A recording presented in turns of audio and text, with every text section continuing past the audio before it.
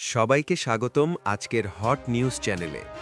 আজ আমরা যে খবরটি আপনাদের সামনে তুলে ধরব সেটি শুধুই একটি খবর না, এটি একটি পরিবারের কান্না, একটি সন্তানের জীবনের সবচেয়ে বড় শূন্যতা। এটি একজন বীর শান্তিরক্ষীর গল্প, যিনি দেশের জন্য, বিশ্ব শান্তির জন্য নিজের জীবন উৎসর্গ করেছেন।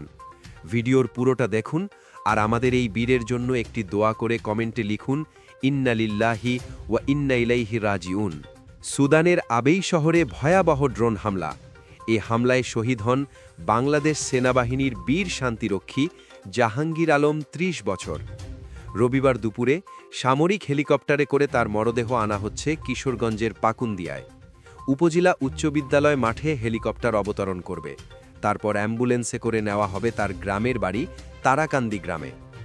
জোহরের নামাজের পর বাড়ির পাশে ফসলের মাঠেই হবে তার জানাজা। পূর্ণ সামরিক মর্যাদায় দাফন করা হবে এই বীর শহীদের।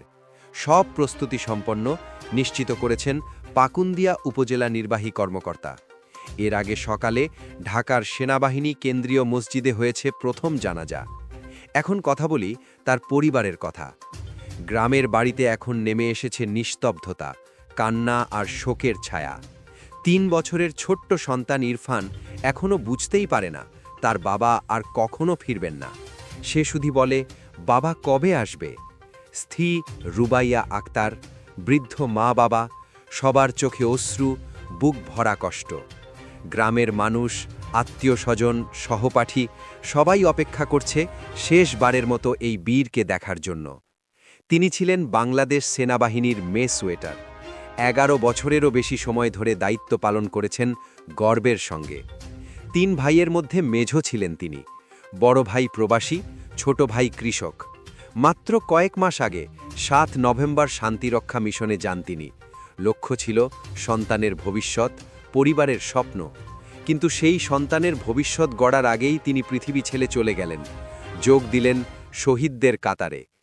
13 ডিসেম্বর সুদানের আবেই এলাকায় সন্ত্রাসী ড্রোন হামলা। বাংলাদেশের 6 জন শান্তিরক্ষী শহীদ, 9 জন আহত, তাদের মধ্যে 8 জন চিকিৎসাধীন। আলহামদুলিল্লাহ, তারা শঙ্কামুক্ত।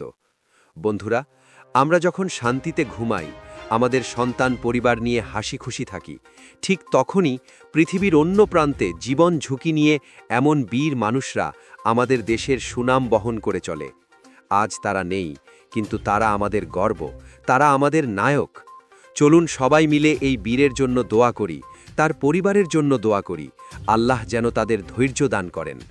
ভিডিওটি আপনার 1 সেকেন্ডের লাইক একটি পরিবারের প্রতি সম্মান। কমেন্টে লিখুন, শহীদ জাহাঙ্গীর আলম, তুমি বেঁচে থাকবে আমাদের হৃদয়ে।